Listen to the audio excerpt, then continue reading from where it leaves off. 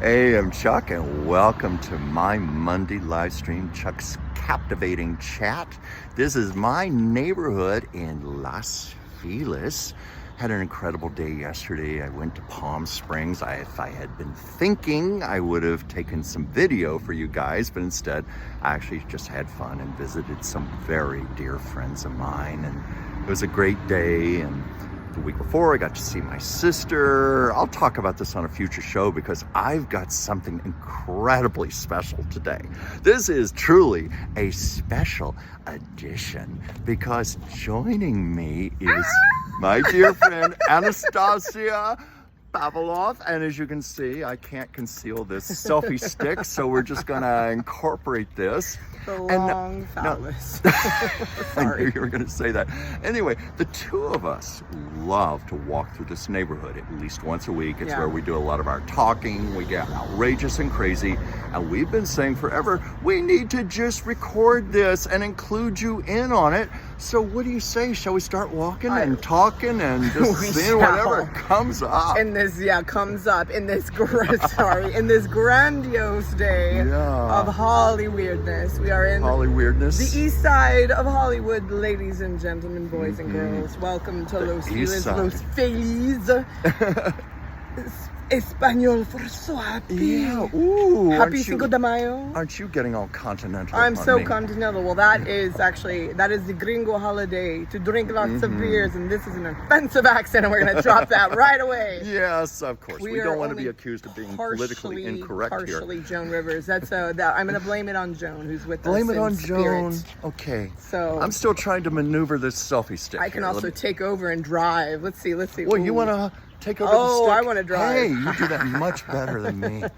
Well, I'm not surprised that you know how to walk the dog. Take control of the stick shift there. And, yes, folks.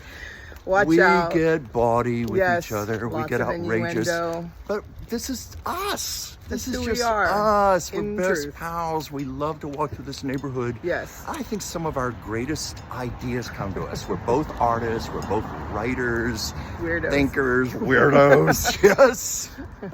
So sometimes it surprises the two of us what comes up when we're just out walking. Yes. And when your hand gets tired, hand it over to me. You know? And in truth, actually, speaking of all things Mexicano or Mexican, my father actually grew up in East LA. Son of Russian immigrants, and he grew up as a Russian ranchero. So my dad actually was very Latino as well as being very Russian. So I'm not the apple doesn't fall far from the tree in that regard. But yeah, maybe it'd be more appropriate to use Russian accents like I drive Tesla. I drive Tesla, I'm Russian. You look at me weird, I kill you. I'm intense. I must suffer from my art. But I do like doing accents and impressions. So, if you have one, let us know. Okay. We'll incorporate that in our next walk. We got to be careful we don't trip. Yeah, we don't trip and die. We're going to be looking forward into the camera, and you're going to watch us fall down on our faces. It might be fun to eat face, but in another way, not on the concrete. Yeah, there's some fun facts here. You might be able to see it behind us. Yeah, there are a lot of big, gorgeous trees. Wow, why is everything so fragmented? I don't big, know. gorgeous trees. I'm trying to figure out how we can both get into the frame here, so I'm going to try to stand back a little bit. Yeah, this is great. I was just reminded of a saying Lucille Ball used to use when she'd fall over. It happens to all of us, folks. She used to say, well, ass over tea kettle. That was her expression. Well, you just might see us walking along, talking, and go ass over tea kettle on the sidewalk here. Yeah, because as I was saying, there are these lovely, lovely trees here. It's gorgeous here, as you can tell. It's one of the most walkable neighborhoods probably in the country to an extent. And it's also one of the few places that Chuck likes to mention where you have the celebrities mixing with the working class, mixing with wealthy, mixing with the level of poverty. It's everything in one. With the level of poverty. With the level of everything. Everything is because like here. Angelina Jolie lives literally 5 minutes down the road from here. She lives in the Cecil B. DeMille mansion, and Leo DiCaprio has a house here. So many people have houses she lives here. in a 32-room mansion. That's all. I live in a 42-room mansion, damn it. But but notwithstanding that, a lot of these gorgeous trees, they dig up this happens in a lot of the world. They dig up the concrete, but they don't often fix it here, so you could easily. Because I am really struggling to get into the frame here. There we go. Okay. You're very much in the frame. Okay. Oh, careful! We're about to hit a tree We branch are. here. Oh, I see the tree branches. We are now in the secret garden. Duck, we're going under trees. Oh no, I'm short. You're not. Yeah, I'm 6'2". He's 6'2". I'm 5'8" on a good day. I mean, I'm not exactly Well, that short. I've seen you but... when you're wearing your F me pumps. Oh, that's an Amy Winehouse song. These give you what, 5'10", yeah. 6 or 7 inches. 6 or 7 inches. That's I don't what know she how many said. inches does it give you. Oh, here's our Buddha. Oh, Buddha, that's the Buddha. Yes. Yay. Do you need to pray or meditate before the Buddha? We already did that, and it brought me someone I don't. Oh, that's right. Never Yeah. mind, Buddha. Sorry, Buddha. Yeah, you might. In other words, Buddha made a boo-boo. We have to be careful what we ask for sometimes in Yes, life. we might do. actually get what we want, and it's not what we want. No, that was not what you wanted. No, actually, I did get something. I did need it. I did. It was perfect for what I needed in the moment. You got a little something what you wanted, but it was a little. But it was all that other I did get crap a little. you had to take along with it, you know? You just missed all this, didn't you? Yeah. It was little, and there was a lot of crap. Yes. Oh my god! Anyone want a TV? So a fun part about this neighborhood is that because there's a lot of money here, I'm mixed with folks who don't have as much money. Better if I sit on this Yeah, side. people often leave their wears and tears and fairs and affairs, and they're having affairs. They're leaving it all on the sidewalk, and sometimes we get to pick it up. They're displaying their wares, yeah. They're displaying their wares, displaying their lace. When we come up to it, we got to talk about the poor tree here. Oh yeah, definitely. The decapitated, murdered tree Oh no, that we loved so much. Yeah, so one thing we like to do is admire at night, because you can see into folks' houses. That sounds horrible. We like to see how we like to look in the windows at night. We like to pry. We like to. No, we're artists. We love to see how people have designed their homes, like what's kind of like interior that's design. the story we're giving you. But we love looking at the magical tree. So this anyway, poor house had this glorious tree right there. Wow. Right there. Oh, hi. I can't even express to you the magic this tree had. It had like we loved it. Almost spikes, you could say, that were like about, speaking of 6 inches, 6 inches tall. And gorgeous. It was magical, like a fairy book, like a Bavarian cottage out of Snow White or something. It was so perfect and precious, and we would literally almost offer prayers to it, speak to it, hug it, love it, and one day it was just gone. It was torn down. It was just gone. It was completely like sawed off at the neck. Dead, gone. It's literally just that. Yeah. And us. And it's a stump now. I started crying. I'm very sensitive to everything and very connected to life and nature, especially trees. They're so old and wise, and this one was quite old, maybe 100 years old or long, or honestly. Easily. I mean, it looked like something out of an illustration for a beautiful fairy tale. Oh, absolutely. It had Hans that Christian magical Andersen quality. That's the best way to describe it. It was magical. We adored the tree. Yeah. So and it felt like such a violation. We were actually mourning for it. Like the tree died. We almost didn't you and I almost want to do a prayer memorial for it? Well, we kind of did. So in the moment, trees have souls, they do, and in the moment, some native and indigenous cultures feel like folks actually are in the trees, like the spirits get captured in them and actually are a part of the tree and can communicate with us to an extent, not just the tree itself that is very living and organic. But I had some paper and pen, and I wrote a little note to the owners of this house, just that I was mourning with them the loss of this tree, because who knows, there was an infestation, or it could have dug up some type of could have pipes, been clogging or a septic tank or something. It could have been very threatening to other types of animals or the home, or who knows why it had to you know what else? go, Sometimes there's just liability issues. Like if a tree is too close to a building, this is LA here, lots of liabilities. If a tree is too close to the house, it could fall over into the roof or something, it could injure. Who knows why the tree was removed, but it just felt wrong. Both of us, we felt intrinsically it was just a violation to take that tree away. I believe you understand that it probably had to be taken down, but we wrote a note, we left it with the homeowner, and waved. Bring back the tree. Well, the trees. We can do that. Trees. We probably need, just like ashes. Maybe we could get some mulch and put it in a maybe. Little Let me know when your hand gets tired. I'll take over the stick. I don't know. We've never done this before. We've talked about this forever. Yeah. Because we And love ever. our walks so much. We thought, what if like once a month or so we we have a do a show. show where we make this the show. Yeah. You know, and I was thinking, what am I going to do for my 5 o'clock show today? And we said, well, let's let this be. We're going to pre-record it and pray that it uploads to YouTube like it's supposed to on time. Yes.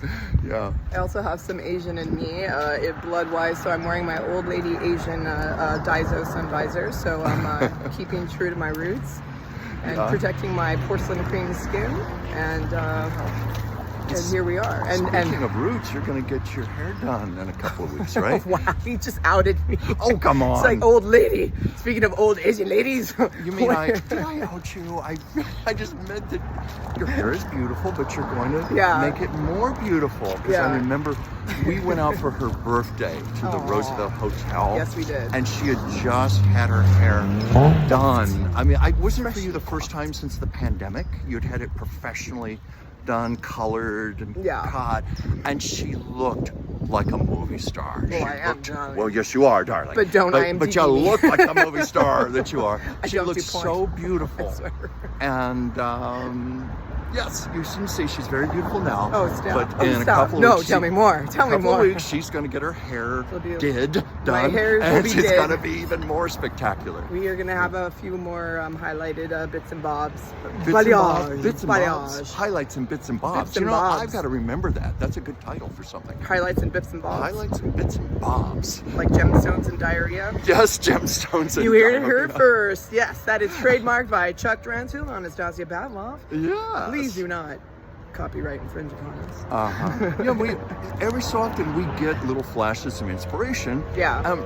How that came up in conversation, but one of it, I think you said or did I say gemstones and diarrhea? But we were talking about how life can be euphoric and wonderful. It can also be the poopy dumpster.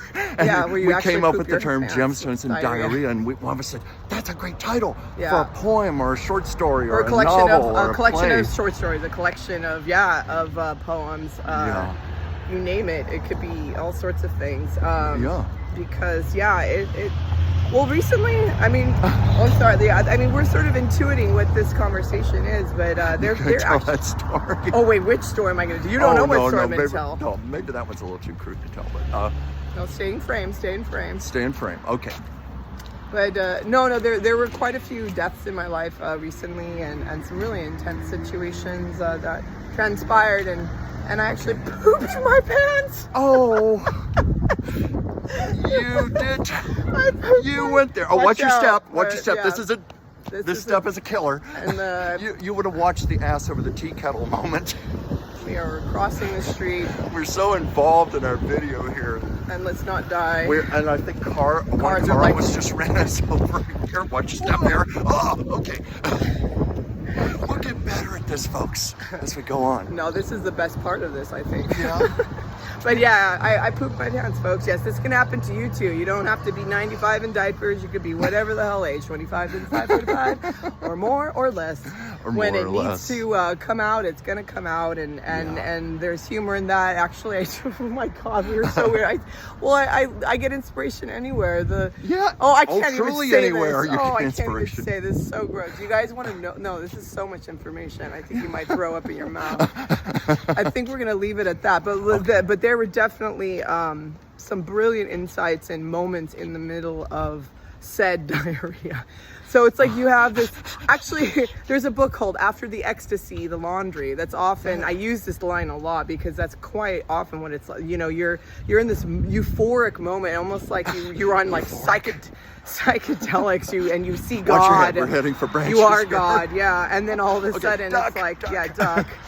duck, goose. And then you have to, and then, this is right. hard to walk like this. Yeah, I know, it can be hard. I'm trying to stay in the frame and walk. Yeah. But and then it's just life is normal. It's like if you've ever been to a funeral, and it's this profound moment of sacred, quiet space and tender reflection, and then to like be in something that could feel profane, like just to be at a gas station and people yelling, and there's an unhoused person like taking their clothes off. You're like, what the heck is going on? Taking their clothes at the gas station? Yeah. You didn't tell me this. What? So I'm just giving an example of, how you could be in such a tender space. There, I know. Well, it just happened. I live off Sunset Boulevard, so this is actually almost every day. Why do I never see things like that? Yeah, I've at least seen 3 men recently fully exposed on Sunset Boulevard heading west. Oh, well, that's nothing new. But anybody who lives in Los Angeles will go, well, that's kind of a boring story. Of course you saw 3 men exposed themselves on Sunset Boulevard. Oh my God. But anyway, in the middle of this so-called, these experiences that are either euphoric and full of gemstones and shimmering moments of profundity. Shimmering moments, yes. There could be shitting moments of diarrhea and grotesquerie. Moments, yeah. We're also poets, darling. Oh, yes, indeed. I Oh, hope people my can see goodness. our lovely neighborhood here. Yeah. There's so much exquisite old Architecture. mid-century architecture. Or in this 1930s neighborhood. and Well, that's 20s what I mean by architecture. mid-century, like 20s, Well, I think 30s. of Palm Springs, 1950s Oh, yeah. with Well, mid-century. but by that I mean like 20s, 30s, 40s, 50s. A lot of silent screen stars used to live in this neighborhood. That's Sometime another neighbor We'll of take ours. another walk and we'll go by some of the old mansions here. Like, as we Des- said, Angelina Jolie lives in the old Cecil B. DeMille mansion. This has always been a true Hollywood suburban neighborhood. Yeah. A lot of actors have lived here, writers, directors, producers, just people working in the industry over the years. Yeah. And one of the things, I think you'll agree with me on this, why I love Las Feliz so much, we're very intuitive, we're very tapped into energy, and there's such a creative talent energy throughout this neighborhood. And for me, it energizes me. Oh, yeah. And, I mean, have you felt that way? So I live a little bit south of here, as we say, south of Franklin. North of Franklin, it's Los Feliz proper. South of Franklin, it's East Hollywood, and it's a little different kind of kit and caboodle. Yeah. Is that the same? But you come here enough. Yeah. That you could partake in this. Yeah, but I'm in what's called Los Feliz adjacent. Woo! There goes my water bottle. Ooh. Los Feliz adjacent. It's also called Thai Town, Little Armenia, Little Moscow, Hollywood, Los Angeles. It has about 15 names. It has personality disorder, just like most of us do here in LA, where even the palm trees are fake. It's a bit of a schizophrenic city, yeah. Very eccentric, but but that energy too. I've always wanted to live in Los Feliz proper, and for some reason I just need to be where I'm at. I'm in a beautiful Bavarian cottage. It's gorgeous. They call it a Snow White cottage because as we've said actually in a video, we did promos for the Oscars live stream that we did, and we did the promo right by the Gelsons here in Los Feliz / Silver Lake, because that's actually where Walt Disney had his studios, his animation studios are there. We'll go by there sometime. And also, even today we can show the parking lot of the Gelsons, which is built on top of the old Disney studios before they moved to Burbank. Yeah. I've done some videos from there, but if we manage to have time, we'll go down there. We're heading in the neighborhood. We're in that neighborhood, in that area. But, we'll do a lot of pieces in this neighborhood for you. I'm living in a place that was, it's an architectural style that's specific to Los Feliz proper and Los Feliz adjacent, where I live, that inspired Disney, Walt, the Walt, to animate a so-called Bavarian cottage in Snow White and the Seven Dwarfs. Yes, and it's literally down here. And I live in one of those cottages. Well, it's the ones from that are here near the grocery store, those are the ones that are considered the Snow White cottages that inspired. And Disney was using those. They're apartments now, but at the time Disney was using them as offices for a lot of his animators, writers, and so forth. So that's where they got the inspiration for the Snow White cottages. In fact, Las Feliz, I've done videos here before. I've talked about this. This is very much a Walt Disney neighborhood. His first home is here. His very first studio is here. His second studio, the mansion that he lived in, is like maybe 10 minutes up the hill from here within walking distance. Norma Talmadge. Yes, Norma Talmadge. Well, no, that's not the one I'm talking about. I know, but that's also in this neighborhood. But Disney's presence is all throughout here. So we've got shows already planned out. I know, this it's happening. Great. We were wondering if we'd have enough stuff to talk about. No, we would ever have trouble having stuff to talk about. Stop talking. I think ever. But we have there's so much that's coming through us, always coming through. Anyway. Yes. Sorry. Yeah, we're full of the innuendo, we're like flowing, puerile 12-year-olds here. But no, he was asking about how I feel in this neighborhood. It's, to me, there's a level of serenity, abundance, expansion, possibility, hope, beauty, aesthetic, pleasures. There's so much 1920s, 30s architecture. There's so much old Hollywood mixed with new Hollywood, mixed with folks who are also like, there's a woman who is a potter who's on this street and is in her beautiful little like 1930s wonderful home. If she would be open now. We could go by there. I know, that could be a possibility. It's a possibility. Or But, she may say, get the hell off my property. I know.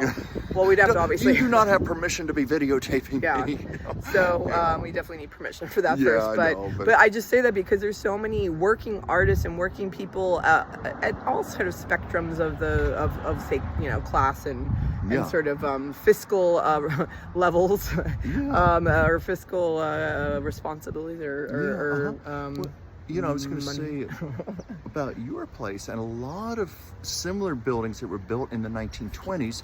It was the late 20s when the silent era was coming to an end and sound movies were going into production. Yeah. So the studios were importing a lot of Broadway actors, playwrights, and such out here, and they needed housing for these people to live in. And that was the reason for a lot of these late 1920s places, and I bet you your place was one of those. Oh, and that's another thing, because you can feel that. I can feel the fact that there are people who helped found the industry.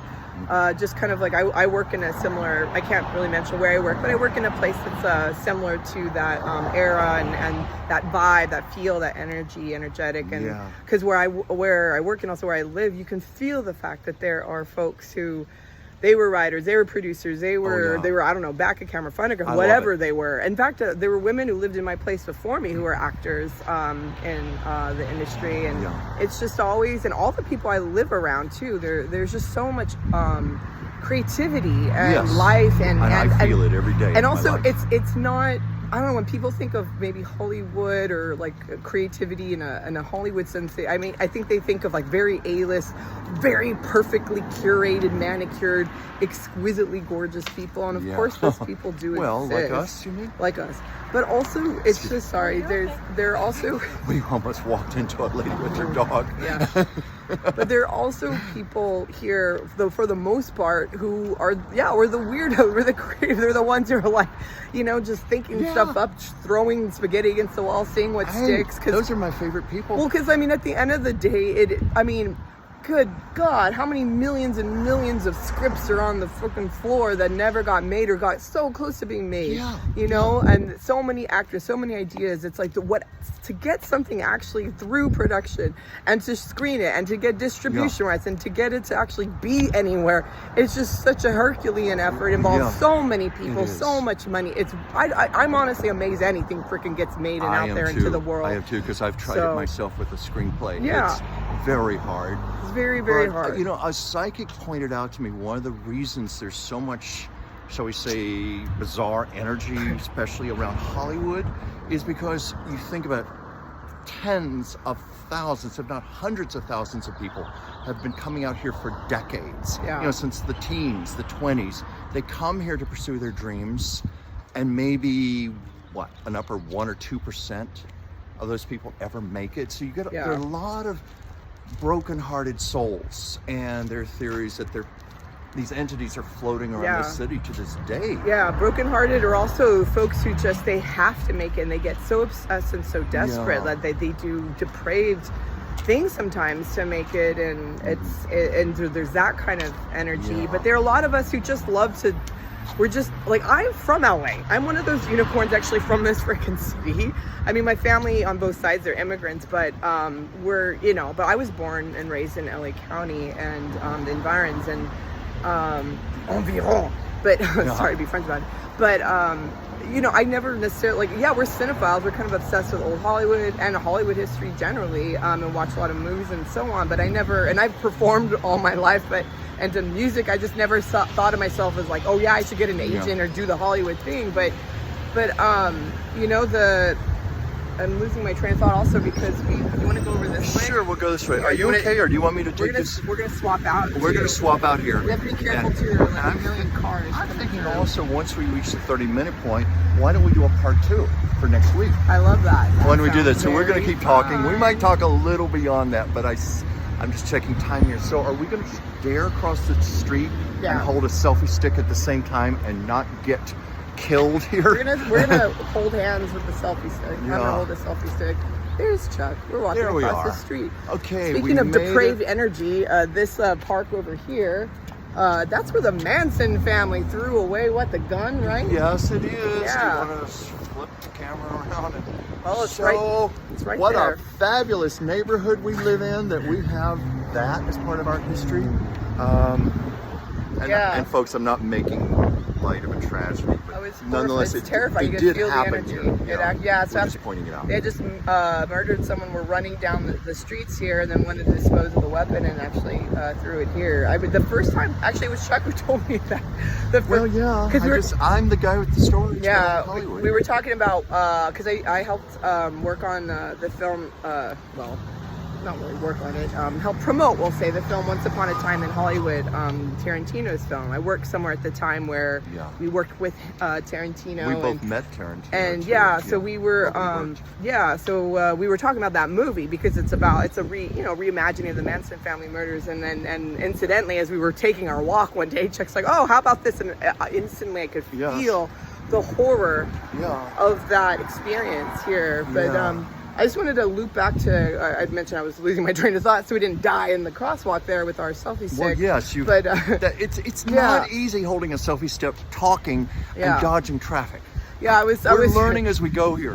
Yeah, I was saying, I'm actually from LA. I didn't necessarily have, so-called Hollywood aspirations, and I've actually tried to get the heck out of Hollywood. I've moved to France, I moved to Ireland, I moved all over the place.